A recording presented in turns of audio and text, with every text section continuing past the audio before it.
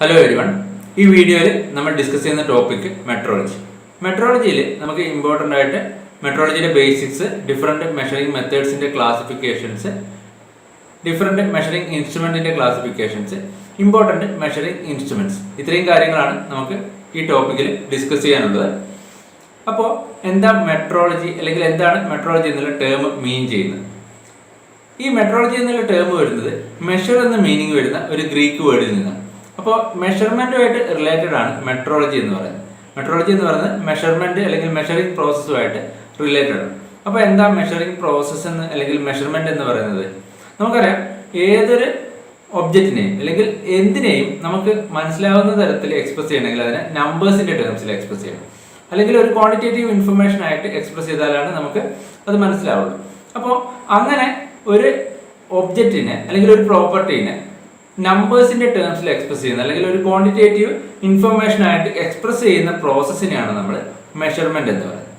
അല്ലെങ്കിൽ മെഷർമെന്റ് നമ്മൾ മറ്റൊരു രീതിയിൽ പറഞ്ഞു കഴിഞ്ഞാൽ, ഒരു അൺനോൺ ക്വാണ്ടിറ്റിയെ ഒരു നോൺ ക്വാണ്ടിറ്റി, അതായത് ഒരു സ്റ്റാൻഡേർഡുമായിട്ട് കമ്പയർ ചെയ്തിട്ട് ആ സ്റ്റാൻഡേർഡിന്റെ ടേംസിൽ എക്സ്പ്രസ് ചെയ്യുന്നതിനെയാണ് നമ്മൾ മെഷർമെന്റ് പ്രോസസ്സ് അല്ലെങ്കിൽ മെഷർമെന്റ് എന്ന് പറയുന്നത്. അപ്പോൾ ഈ സയൻസ് ഓഫ് മെഷർമെന്റിനെയാണ് നമ്മൾ എന്ത് പറയുന്നത്? മെട്രോളജി എന്ന് പറയുന്നത്. ഇപ്പോൾ മെട്രോളജി നമുക്ക് എങ്ങനെ ഡിഫൈൻ ചെയ്യാം? The science of measurement is called metrology. അപ്പോൾ നമ്മൾ പറഞ്ഞു, ഈ മെഷർമെന്റ് പ്രോസസ്സിൽ നമ്മൾ ഒരു അൺനോൺ ക്വാണ്ടിറ്റിയെ ഒരു സ്റ്റാൻഡേർഡ് ക്വാണ്ടിറ്റിയുമായിട്ട് കമ്പയർ ചെയ്തിട്ട് ആ സ്റ്റാൻഡേർഡ് ക്വാണ്ടിറ്റിയുടെ ടേംസിൽ എക്സ്പ്രസ് ചെയ്യും. അപ്പോൾ ഇങ്ങനെ ഒരു സ്റ്റാൻഡേർഡ് ക്വാണ്ടിറ്റി അല്ലെങ്കിൽ ഒരു യൂണിറ്റിന്റെ ടേംസിൽ എക്സ്പ്രസ് ചെയ്യാൻ വേണ്ടി നമുക്ക് എന്ത് വേണം? ഒരു യൂണിറ്റ് വേണം. അതുപോലെ ഈ വാല്യൂ മെഷർ ചെയ്യാൻ വേണ്ടിയിട്ടുള്ള ഒരു ഇൻസ്ട്രുമെന്റും വേണം. മെട്രോളജിയിൽ പ്രോപ്പർ ആയിട്ടുള്ള ഇൻസ്ട്രുമെന്റ് വേണം, പ്രോപ്പർ ആയിട്ടുള്ള സ്റ്റാൻഡേർഡ് യൂണിറ്റ്സ് വേണം. അപ്പോൾ മെട്രോളജിയുടെ ഒബ്ജക്റ്റീവ്സ് എന്ന് പറഞ്ഞാൽ ഇതൊക്കെയാണ്. അപ്പോൾ ഇമ്പോർട്ടൻറ്റ് ഒബ്ജക്റ്റീവ്സ് പറയുകയാണെങ്കിൽ, selection of proper measuring instruments. ഒന്ന്, selection of proper measuring instrument. Second one, proper measuring standard, selection of proper measuring standard. Third one പറയുകയാണെങ്കിൽ, minimising cost inspection, cost minimise ചെയ്യുക. അതുപോലെ determining process capability, process capable ആണോ അല്ലയോ എന്ന് determine ചെയ്യുക. അതുപോലെ tolerance ലിമിറ്റുകൾ ഡിസൈഡ് ചെയ്യുക, നമ്മുടെ പ്രോസസ്സിന്റെ ടോളറൻസ് ലിമിറ്റുകൾ ഡിസൈഡ് ചെയ്യുക. Standardisation, maintain accuracy and precision. ഇത്രയാണ് ഇമ്പോർട്ടന്റ് ഒബ്ജക്റ്റീവ്സ് എന്ന് പറയുന്നത്. മെട്രോളജിയുടെ ഇമ്പോർട്ടന്റ് ഒബ്ജക്റ്റീവ്സ് എന്തൊക്കെയാണ്? Selection of proper measuring instruments, deciding proper measuring standards, minimizing cost of inspection, determining process capabilities, deciding tolerance limits, standardization, maintain accuracy and precision. ഇത്രയാണ് മെട്രോളജിയുടെ objectives എന്ന് പറയുന്നത്, അല്ലെങ്കിൽ മെട്രോളജിയുടെ aim. ഇനി next നമ്മൾ പറയുന്നത് ഫണ്ടമെന്റൽ മെഷറിംഗ് പ്രോസസ്സിലെ എലിമെന്റ്സ് ആണ്. ഒരു ഫണ്ടമെന്റൽ അല്ലെങ്കിൽ ബേസിക് മെഷറിംഗ് പ്രോസസ്സിൽ 3 എലിമെന്റ് ആണ് ഉള്ളത്: മെഷർമെന്റ്, കമ്പാരറ്റർ, റഫറൻസ്. അതായത് ഒരു മെഷർമെന്റ് സിസ്റ്റത്തിലെ 3 ഇമ്പോർട്ടന്റ് എലിമെന്റ്സ് എന്ന് പറയുന്നത് എന്തൊക്കെയാണ്? മെഷറന്റ്, കമ്പാരറ്റർ, റഫറൻസ്. ഈ മെഷറന്റ് എന്ന് വെച്ചാൽ നമ്മൾ എന്ത് ആണോ മെഷർ ചെയ്യേണ്ടത്, അല്ലെങ്കിൽ നമുക്ക് അൺനോൺ ക്വാണ്ടിറ്റിനെയാണ് നമ്മൾ എന്ത് പറയുന്നത്? മെഷറന്റ് എന്ന് പറയുന്നത്. നമുക്ക് മെഷർ ചെയ്യേണ്ട അൺനോൺ ക്വാണ്ടിറ്റിയാണ് മെഷറന്റ് എന്ന് പറയുന്നത്. ഇനി കമ്പാരറ്റർ ഈ മെഷറന്റിനെ നമ്മുടെ ഒരു റഫറൻസ് അല്ലെങ്കിൽ സ്റ്റാൻഡേർഡുമായിട്ട് കമ്പയർ ചെയ്യും. തേർഡ് വൺ ആണ് റഫറൻസ്. റഫറൻസ് എന്ന് വെച്ചാൽ ഈ മെഷറന്റ് കമ്പയർ ചെയ്യുന്ന പ്രീഡിഫൈൻഡ് നോൺ ക്വാണ്ടിറ്റിനെയാണ് അല്ലെങ്കിൽ സ്റ്റാൻഡേർഡിനെയാണ് നമ്മൾ എന്ത് പറയുന്നത്? റഫറൻസ് എന്നത്. റഫറൻസ് അല്ലെങ്കിൽ സ്റ്റാൻഡേർഡ്, പ്രീഡിഫൈൻഡ് ക്വാണ്ടിറ്റിയാണ് ഈ റഫറൻസ് അല്ലെങ്കിൽ സ്റ്റാൻഡേർഡ് എന്ന് പറയുന്നത്. ഈ റഫറൻസുമായിട്ടാണ് നമ്മൾ എന്ത് ചെയ്യുന്നത്? മെഷറന്റിനെ കമ്പയർ ചെയ്യുന്നത്. ഫൈനലി റഫറൻസിന്റെ ടേംസിൽ അല്ലെങ്കിൽ സ്റ്റാൻഡേർഡ് യൂണിറ്റിലാണ് നമ്മൾ മെഷേർഡ് ക്വാണ്ടിറ്റിയെ എക്സ്പ്രസ് ചെയ്യുന്നത്. അപ്പോൾ ഈ റഫറൻസ് ആണ് നമ്മുടെ സ്റ്റാൻഡേർഡ് എന്ന് പറയുന്നത്. ഈ റഫറൻസ് ഡിസൈഡ് ചെയ്യുന്നത് ഇമ്പോർട്ടൻ്റ് ആയിട്ടുള്ള ഈ ഓർഗനൈസേഷൻ ആയിരിക്കും. ഇന്റർനാഷണൽ അല്ലെങ്കിൽ national level organisation, ISO, BIS പോലെയുള്ള നാഷണൽ ലെവൽ അല്ലെങ്കിൽ ഇന്റർനാഷണൽ ലെവൽ ഓർഗനൈസേഷൻ ആയിരിക്കും റഫറൻസ് എന്ത് ചെയ്യുന്നത്? ഡിഫൈൻ ചെയ്യുന്നത്. അപ്പോൾ important elements of A measurement system എന്ന് പറയുന്നത് എന്തൊക്കെയാണ്? മെഷറന്റ്, കമ്പാരറ്റർ, റഫറൻസ്. മെഷറന്റ് എന്താണ്? ഈ റഫറൻസുമായിട്ട് കമ്പയർ ചെയ്തിട്ട് ആ റഫറൻസ് അല്ലെങ്കിൽ സ്റ്റാൻഡേർഡ് യൂണിറ്റിന്റെ ടേംസിലായിരിക്കും മെഷേർഡ് ക്വാണ്ടിറ്റി എക്സ്പ്രസ് ചെയ്യുന്നത്. അപ്പൊ ഇത്രയാണ് ഒരു ഫണ്ടമെന്റൽ മെഷറിംഗ് പ്രോസസ്സിന്റെ important elements: measurand, reference, comparator. ഇനി നെക്സ്റ്റ്, ഈ മെഷർമെന്റ് പ്രോസസ്സിൽ ഗേജസ്, ഫിക്സഡ് ഗേജസ് എന്ന് വെച്ചാൽ നമ്മുടെ ഒരു പാർട്ടിന്റെ നമ്മുടെ പാർട്ടിന്റെ ഡയമെൻഷൻസ് ടോളറൻസ് ലിമിറ്റിലാണോ അല്ലയോ എന്ന് ചെക്ക് ചെയ്യാൻ വേണ്ടി ഉപയോഗിക്കുന്ന ഗേജസിനെയാണ് നമ്മൾ ഫിക്സഡ് ഗേജസ് എന്ന് പറയുന്നത്. നമ്മുടെ പാർട്ടിന്റെ ഡയമെൻഷൻസ്, ഗിവൺ പാർട്ടിന്റെ ഡയമെൻഷൻസ് സ്പെസിഫൈഡ് ടോളറൻസിലാണോ, നമ്മുടെ ടോളറൻസ് ലിമിറ്റിലാണോ അല്ലയോ എന്ന് ചെക്ക് ചെയ്യാൻ ഉപയോഗിക്കുന്ന ഗേജസിനെയാണ് നമ്മൾ ഫിക്സഡ് ഗേജസ് എന്ന് പറയുന്നത്, ചെക്ക് ചെയ്യാൻ ഉപയോഗിക്കുന്ന ഗേജസ്. ഇനി മെഷറിംഗ് ഇൻസ്ട്രുമെന്റ്സ് എന്ന് വെച്ചാൽ എന്താണ്? നമ്മുടെ പർട്ടിക്കുലർ ക്വാണ്ടിറ്റിയുടെ വാല്യൂ ഡിറ്റർമൈൻ ചെയ്യാൻ അല്ലെങ്കിൽ മെഷർ ചെയ്യാൻ ഉപയോഗിക്കുന്ന ഡിവൈസുകളെയാണ് നമ്മൾ മെഷറിംഗ് ഇൻസ്ട്രുമെന്റ്സ് എന്ന് പറയുന്നത്. അപ്പോൾ ഫിക്സഡ് ഗേജസ് എന്ന് പറയുന്നത് ഡയമെൻഷൻസ് ടോളറൻസ് അല്ലെങ്കിൽ സ്പെസിഫൈഡ് ടോളറൻസിലാണോ എന്ന് ചെക്ക് ചെയ്യാൻ ഉപയോഗിക്കുന്ന ഗേജസ് ആണ്.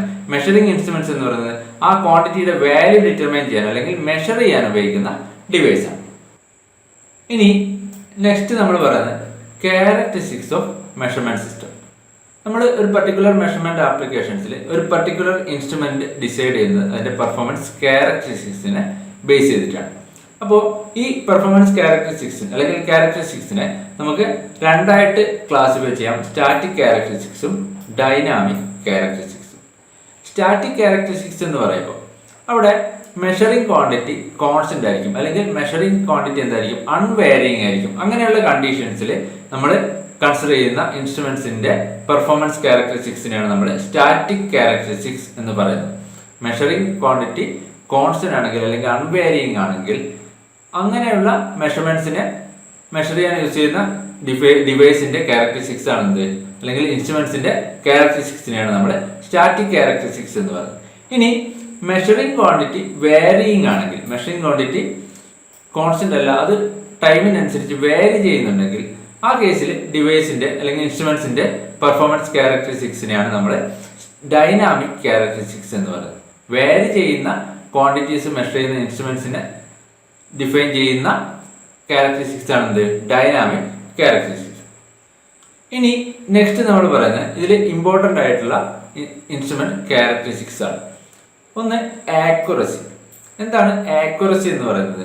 It is the degree of closeness with which an instrument reading approaches to true value of quantity being measured.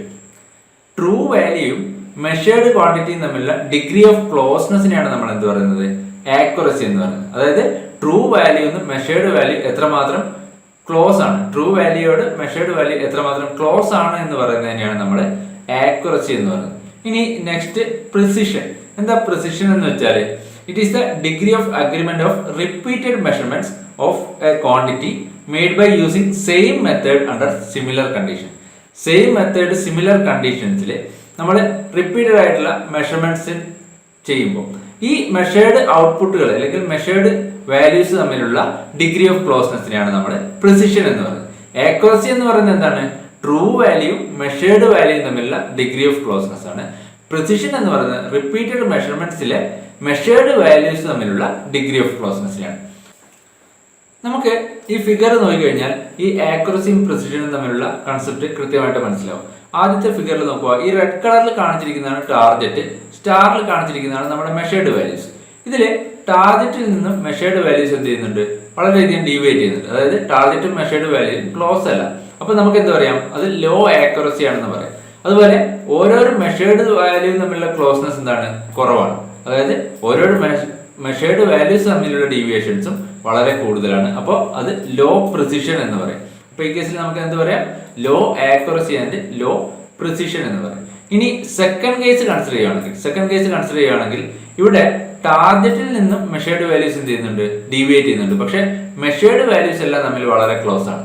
അപ്പൊ നമുക്ക് എന്ത് പറയാം? Low accuracy and high precision എന്ന് പറയും. ഇനി തേർഡ് കേസിൽ മെഷേർഡ് വാല്യൂസ് ഒക്കെ ടാർഗറ്റിലാണുള്ളത്, അതായത് ആ റെഡ് സ്പോട്ടിലാണുള്ളത്. അതുപോലെ മെഷേർഡ് വാല്യൂസ് തമ്മിലുള്ള ഡീവിയേഷൻ എന്ന് പറയുന്നത് കൂടുതലാണ്. അപ്പൊ നമുക്ക് എന്ത് പറയാം? ഇവിടെ ഹൈ ആക്യുറസി ആണ്. മെഷേർഡ് വാല്യൂയും ട്രൂ വാല്യൂയും തമ്മിലുള്ള ക്ലോസ്നെസ് എന്ന് പറയുന്നത് കൂടുതലാണ്. പക്ഷെ ഓരോരോ മെഷേർഡ് വാല്യൂസും തമ്മിലുള്ള ക്ലോസ്നെസ് എന്ന് പറയുന്നത് കുറവാണ്. അതുകൊണ്ട് ലോ പ്രിസിഷൻ എന്ന് പറയാം. Third case high accuracy and low precision. ഇനി ഫോർത്ത് കേസ് നോക്കുവാണെങ്കിൽ ഇവിടെ മെഷേർഡ് വാല്യൂസ് ഒക്കെ എന്താണ്?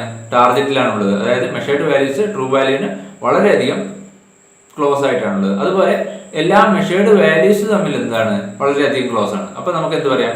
High accuracy and high precision എന്ന് പറയാം. അപ്പോൾ ആക്യുറസി എന്ന് പറയുന്നത് degree of closeness between true value and measured value ആണ്. പ്രിസിഷൻ എന്ന് പറയുന്നത് degree of closeness between repeated measured values ആണ്. അപ്പോൾ ഇതാണ് ആക്യുറസിയും പ്രിസിഷനും. ഇനി നെക്സ്റ്റ് ക്യാരക്ടറിസ്റ്റിക്സ് സെൻസിറ്റിവിറ്റി. സെൻസിറ്റിവിറ്റി എന്ന് പറയുന്നത് sensitivity is the ratio of change in output of an instrument to change in input. Output ഇൻപുട്ടും തമ്മിലുള്ള റേഷ്യോനെയാണ് നമ്മൾ സെൻസിറ്റിവിറ്റി എന്ന് പറയുന്നത്. അപ്പോൾ എന്താ ഈ സെൻസിറ്റിവിറ്റി അവിടെ ഇൻഡിക്കേറ്റ് ചെയ്യുന്നത്? ഒരു എത്ര സ്മോളസ്റ്റ് ഇൻപുട്ട് കൊടുക്കുമ്പോഴാണ് ഔട്ട്പുട്ടിൽ കറസ്പോണ്ടിങ് ആയിട്ടുള്ള ഒരു റെസ്പോൺസ് കാണിക്കുന്നത്. അതാണ് സെൻസിറ്റിവിറ്റി മീൻ ചെയ്യുന്നത്. Smallest change in measured value to which instrument respond. Instrument respond ചെയ്യുന്ന സ്മോളസ്റ്റ് വാല്യൂ ഓഫ് ഇൻപുട്ടിനെയാണ് നമ്മൾ സെൻസിറ്റിവിറ്റി കൊണ്ട് ഇൻഡിക്കേറ്റ് ചെയ്യുന്നത്. അപ്പോൾ സെൻസിറ്റിവിറ്റി നമുക്ക് എന്ത് പറയാം? Ratio of change in output of instrument to change in input. ഇനി നെക്സ്റ്റ് റിപ്പീറ്റബിലിറ്റി. റിപ്പീറ്റബിലിറ്റി എന്ന് പറയുന്നത് എന്താണ്? The degree of closeness of output readings when same input is applied repetitively over a short period of time with the same measurement condition, same instrument, same observer, same location and same condition of use maintained throughout. ഒരു same measurement കണ്ടീഷൻസിൽ, അതായത് input conditions ഒക്കെ എന്തായിരിക്കും? Constant ആയിരിക്കും. Same measurement condition, same instrument, same observer, അങ്ങനെ എല്ലാ കണ്ടീഷനും same ആവുമ്പോൾ same ഇൻപുട്ടിന് repetitive ആയിട്ട് നമ്മൾ സെയിം ഇൻപുട്ട് കൊടുക്കുമ്പോൾ ഉണ്ടാകുന്ന ഔട്ട്പുട്ടുകൾ തമ്മിലുള്ള ഡിഗ്രി ഓഫ് ക്ലോസ്നെസ്സിനെയാണ് റിപ്പീറ്റബിലിറ്റി എന്ന് പറയുന്നത്. അതായത് സെയിം ഇൻപുട്ട് കണ്ടീഷൻസിൽ ഒരു പർട്ടിക്കുലർ ഇൻപുട്ട് കൊടുക്കുമ്പോൾ സെയിം ഔട്ട്പുട്ട് പ്രൊഡ്യൂസ് ചെയ്യാനുള്ള എബിലിറ്റിനെയാണ് നമ്മൾ എന്ത് പറയുന്നത്? റിപ്പീറ്റേറ്റീവ്ലി എന്ന് പറയുന്നത്. ഇവിടെ എന്താണ്? ഇൻപുട്ട് കണ്ടീഷൻസ് കോൺസ്റ്റന്റ് ആണ്. സെയിം ഇൻപുട്ടും സെയിം ഇൻപുട്ട് കണ്ടീഷൻസ് ആയിരിക്കും. അങ്ങനെയാണെങ്കിൽ പ്രൊഡ്യൂസ് ചെയ്യുന്ന ഔട്ട്പുട്ടുകൾ തമ്മിലുള്ള ഡിഗ്രി ഓഫ് ക്ലോസ്നെസ്സിനെയാണ് നമ്മൾ റിപ്പീറ്റബിലിറ്റി എന്ന് പറയുന്നത്. ഇനി നെക്സ്റ്റ് ടേം റീപ്രൊഡ്യൂസിബിലിറ്റി. എന്താ റീപ്രൊഡ്യൂസിബിലിറ്റി ഓഫ് ഇൻസ്ട്രുമെന്റ് എന്ന് പറയുന്നത്? The degree of closeness of output reading four same input when there are changes in method of measurement, observer, measuring instrument, location, conditions of use and time of measurements. അപ്പോൾ ഇവിടെ എന്താണ്? Same input ആണ്, പക്ഷെ input conditions എന്താണ്? Constant അല്ല, അത് change ചെയ്യും. Measurement method change ചെയ്യും, ഒബ്സർവർ ചേഞ്ച് ചെയ്യും, ലൊക്കേഷൻ ചേഞ്ച് ചെയ്യും, മെഷറിംഗ് ഇൻസ്ട്രുമെന്റ് ചേഞ്ച് ചെയ്യും. അങ്ങനെ ഇൻപുട്ട് കണ്ടീഷൻസ് വേരി ചെയ്യുന്ന ആ കണ്ടീഷൻസിൽ സെയിം ഇൻപുട്ട് പ്രൊവൈഡ് ചെയ്യുമ്പോൾ പ്രൊഡ്യൂസ് ചെയ്യുന്ന ഔട്ട്പുട്ട് റീഡിങ്സ് തമ്മിലുള്ള ഡിഗ്രി ഓഫ് ക്ലോസ്നെസ്സിനെയാണ് നമ്മൾ റീപ്രൊഡ്യൂസിബിലിറ്റി എന്ന് പറയുന്നത്. അതായത് ഇവിടെ ഇൻപുട്ട് മാത്രമാണ് സെയിം, ഇൻപുട്ട് കണ്ടീഷൻസ് എന്താണ്? കോൺസ്റ്റന്റ് അല്ല, അത് വേരി ചെയ്യും. അപ്പോൾ ഔട്ട്പുട്ട് പ്രൊഡ്യൂസ് ചെയ്യുന്ന സെയിം ഔട്ട്പുട്ട് പ്രൊഡ്യൂസ് ചെയ്യാനുള്ള അതിന്റെ എബിലിറ്റിനെയാണ് നമ്മൾ റീപ്രൊഡ്യൂസിബിലിറ്റി എന്ന് പറയുന്നത്. അപ്പോൾ എന്തായിരിക്കും? മെഷർമെന്റ് കണ്ടീഷൻസ് കോൺസ്റ്റന്റ് ആണെങ്കിൽ എന്താണ്? റീപ്പീറ്റബിലിറ്റി ആണ്. മെഷർമെന്റ് കണ്ടീഷൻസ് കോൺസ്റ്റന്റ് ആണെങ്കിൽ റിപ്പീറ്റബിലിറ്റിയും, മെഷർമെന്റ് കണ്ടീഷൻസ് വേരി ചെയ്യുന്നുണ്ടെങ്കിൽ നമുക്ക് അതിനെ എന്ത് പറയാം? റീപ്രൊഡ്യൂസിബിലിറ്റി എന്ന് പറയാം. റിപ്പീറ്റബിലിറ്റി എന്ന് പറയുമ്പോൾ സെയിം മെഷർമെന്റ് കണ്ടീഷൻസിൽ സെയിം ഇൻപുട്ടിന് സെയിം ഔട്ട്പുട്ട് പ്രൊഡ്യൂസ് ചെയ്യാനുള്ള എബിലിറ്റിനെയാണ് നമ്മൾ റിപ്പീറ്റബിലിറ്റി എന്ന് പറയുന്നത്. ഇനി റീപ്രൊഡ്യൂസിബിലിറ്റി എന്ന് പറയുന്നത് എന്താണ്? ഡിഫറെന്റ് മെഷർമെന്റ് കണ്ടീഷനിൽ സെയിം ഇൻപുട്ടിന് സെയിം ഔട്ട്പുട്ട് പ്രൊഡ്യൂസ് ചെയ്യാനുള്ള എബിലിറ്റിനെയാണ് നമ്മൾ റീപ്രൊഡ്യൂസിബിലിറ്റി എന്ന് പറയുന്നത്. ഇനി നെക്സ്റ്റ് ആണ് റേഞ്ച് അല്ലെങ്കിൽ സ്പാൻ. നെക്സ്റ്റ് ക്യാരക്ടറിസ്റ്റിക്സ് റേഞ്ച് അല്ലെങ്കിൽ span. Range of an instrument എന്ന് പറയുന്നത് the minimum and maximum values of a quantity that instrument is designed to measure. Instrument design ചെയ്തിരിക്കുന്ന മിനിമം അല്ലെങ്കിൽ മാക്സിമം വാല്യൂ ഓഫ് ക്വാണ്ടിറ്റി, ഇൻസ്ട്രുമെന്റിന് measure ചെയ്യാൻ പറ്റുന്ന minimum അല്ലെങ്കിൽ maximum value of ക്വാണ്ടിറ്റിനെയാണ് നമ്മൾ റേഞ്ച് അല്ലെങ്കിൽ സ്പാൻ എന്ന് പറയുന്നത്. റേഞ്ച് നമ്മൾ എക്സ്പ്രസ് ചെയ്യുന്നത് അതിന്റെ മിനിമം ലിമിറ്റും മാക്സിമം ലിമിറ്റും. ഇപ്പൊ ടെമ്പറേച്ചർ ആണെങ്കിൽ ഒരു 0 ഡിഗ്രി സെൽഷ്യസ് മുതൽ 100 ഡിഗ്രി സെൽഷ്യസ് വരെ മെഷർ ചെയ്യാൻ പറ്റുന്ന ഒരു തെർമോമീറ്റർ ആണെങ്കിൽ അതിന്റെ റേഞ്ച് എന്ന് പറയുന്നത് 0 ഡിഗ്രി ടു 100 ഡിഗ്രി സെൽഷ്യസ് ആയിരിക്കും. സ്പാൻ നമ്മൾ ഈ മിനിമം വാല്യൂന്റെയും മാക്സിമം വാല്യൂന്റെയും ഡിഫറൻസ് ആയിട്ടാണ് പറയുന്നത്. അതായത് സ്പാൻ എന്ന് പറയുന്നത് 100 degree Celsius minus 0 degree Celsius, അതായത് സ്പാൻ എന്ന് പറയുന്നത് 100 ആയിരിക്കും.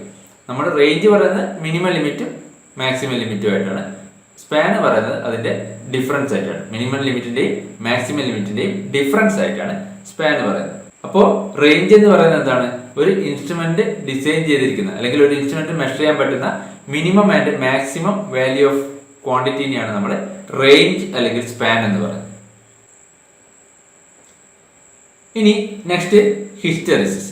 എന്താ ഹിസ്റ്ററിസിസ് എന്ന് വെച്ചാൽ it is the difference between indication of measurement instrument when same value of measured quantity is reached by increasing or by decreasing that quantity. അതായത് ഞാൻ ഒരു ഇൻസ്ട്രുമെന്റിൽ ഒരു ഇൻപുട്ട് വാല്യൂ 0-ൽ നിന്ന് ഫുൾ സ്കെയിലിലേക്ക് വാരി ചെയ്തു.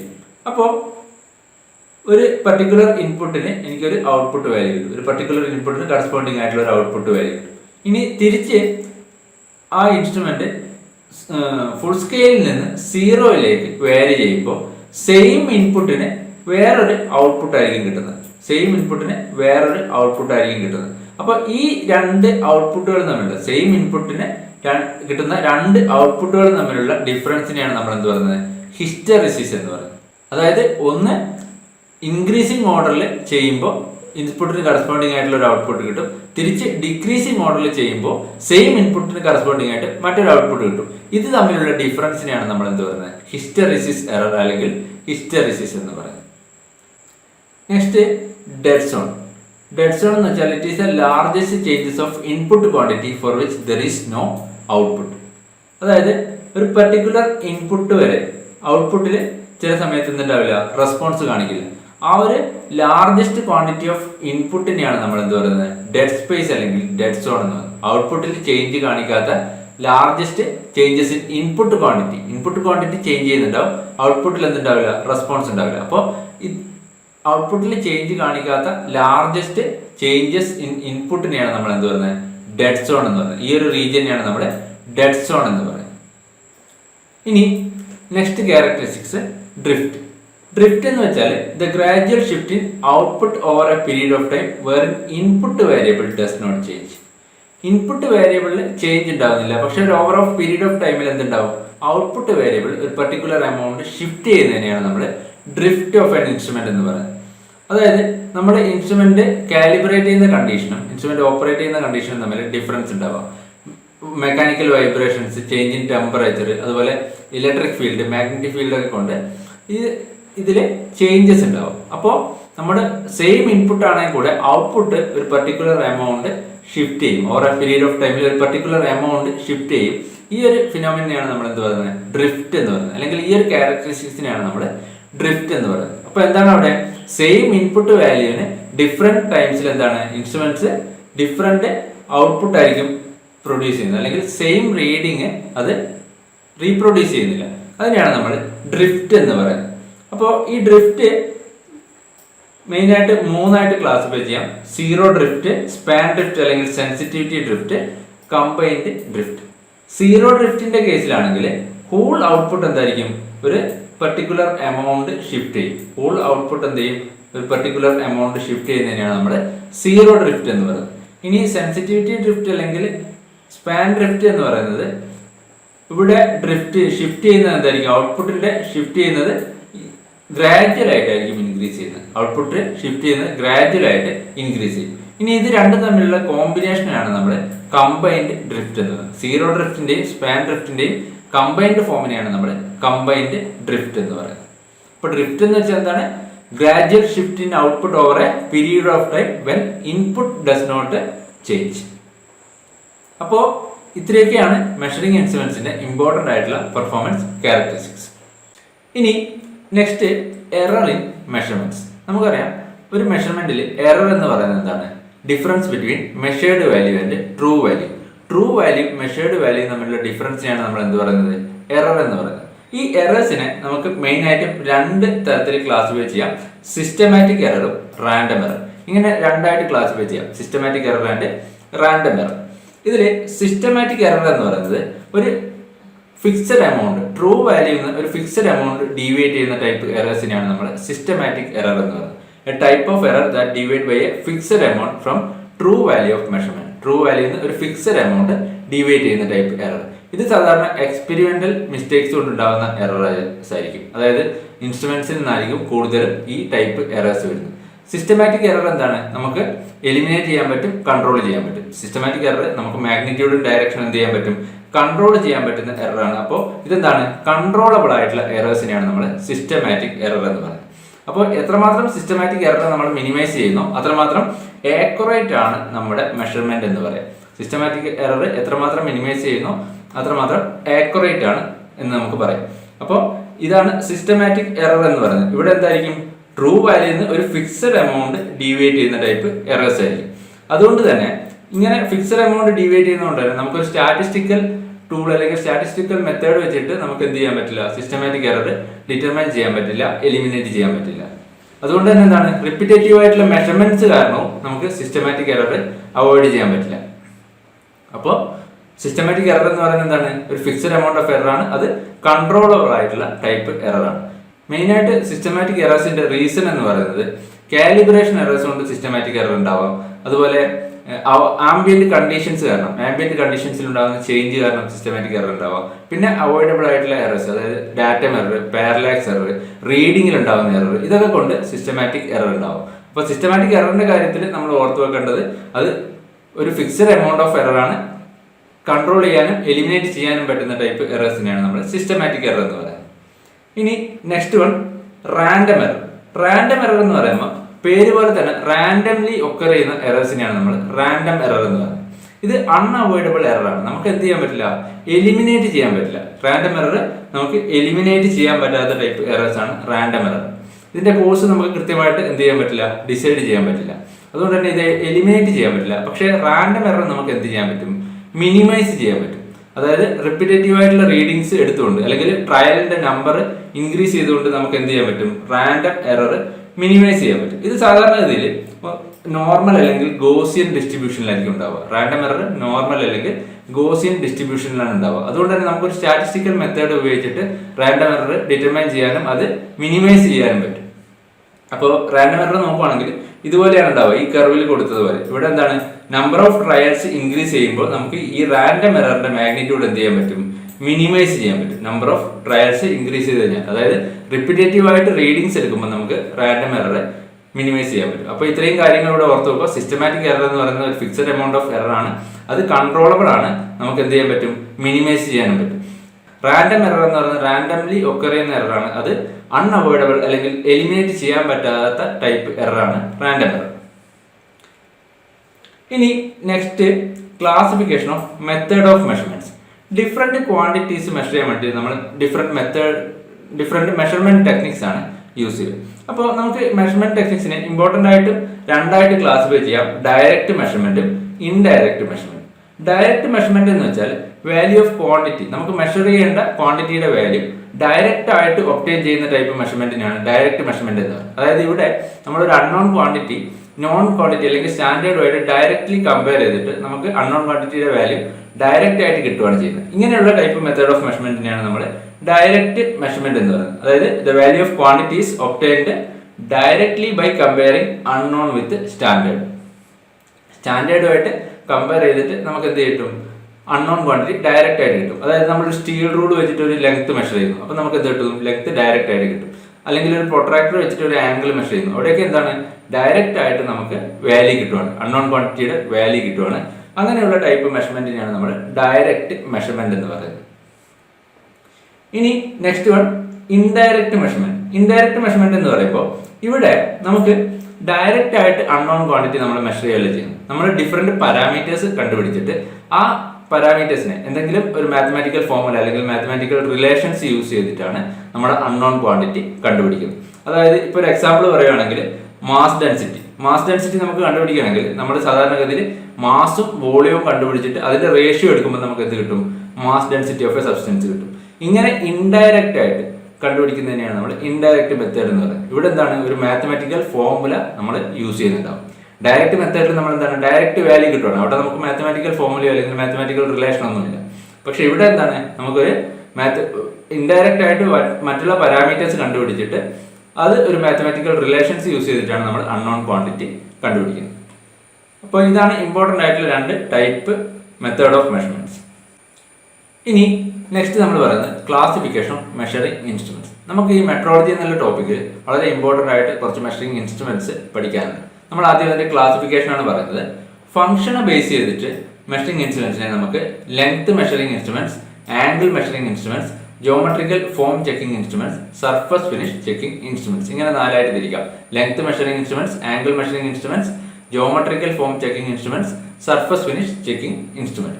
ഇനി ആക്യുറസിയുടെ ബേസിൽ നമുക്ക് most accurate instruments, moderate accurate instruments, below moderate accurate instrument. ആക്യുറസിയുടെ ബേസിൽ നമുക്ക് മൂന്നായിട്ട് തിരിക്കാം: most accurate, moderate accurate, below moderate accurate. ഇനി പ്രിസിഷന്റെ ബേസിസിലാണെങ്കിൽ precision measuring instruments, non precision measuring instruments, ഇങ്ങനെ രണ്ടായിട്ട് ക്ലാസിഫൈ ചെയ്യാം. ഇനി ഒരു പ്രൊഡക്റ്റ് ഇന്റർചേഞ്ചബിൾ ആയിരിക്കണമെങ്കിൽ അതിന്റെ ഡയമെൻഷൻസിൽ പ്രിസൈസ് കൺട്രോൾ റിക്വയർഡ് ആണ്. അതായത് ഇൻസ്ട്രുമെന്റ്സ് എന്തായിരിക്കണം? വളരെ പ്രിസൈസ് ആയിരിക്കണം. ഇങ്ങനെയുള്ള ഇൻസ്ട്രുമെന്റ്സ് ആണ്, ഇമ്പോർട്ടന്റ് ഇൻസ്ട്രുമെന്റ്സ് ആണ് vernier calliper, micrometer, slip gauges ഒക്കെ. ഇതൊക്കെ എന്താണ്? ഹൈ പ്രിസിഷൻ ഇൻസ്ട്രുമെന്റ്സ് ആണ്. ഇനി നോൺ പ്രിസിഷൻ ഇൻസ്ട്രുമെന്റ്സിന്റെ എക്സാമ്പിൾസ് പറയുകയാണെങ്കിൽ engineer steel rule, feeler gauges, ഇതൊക്കെ എന്താണ്? നോൺ പ്രിസിഷൻ ഇൻസ്ട്രുമെന്റിന്റെ കാറ്റഗറിയിൽ വരുന്നത്. ഇപ്പോൾ മെട്രോളജി എന്ന ടോപ്പിക്കിൽ ബേസിക് ആയിട്ട് നമുക്ക് ഇത്രയും കാര്യങ്ങളാണ് ഈ പാർട്ടിൽ നമ്മൾ ഡിസ്കസ് ചെയ്യുന്നത്. ഇനി ഇതിൽ നമുക്ക് ഡിസ്കസ് ചെയ്യാനുള്ളത് ഇമ്പോർട്ടൻ്റ് ആയിട്ടുള്ള മെഷറിംഗ് ഇൻസ്ട്രുമെന്റ്സ് ആണ്. അത് നമ്മൾ നെക്സ്റ്റ് പാർട്ടിൽ ഡിസ്കസ് ചെയ്യും. അപ്പോൾ ഇത്രയും കാര്യങ്ങൾ കൃത്യമായിട്ട് ഓർത്ത് വെക്കുക. Thank you.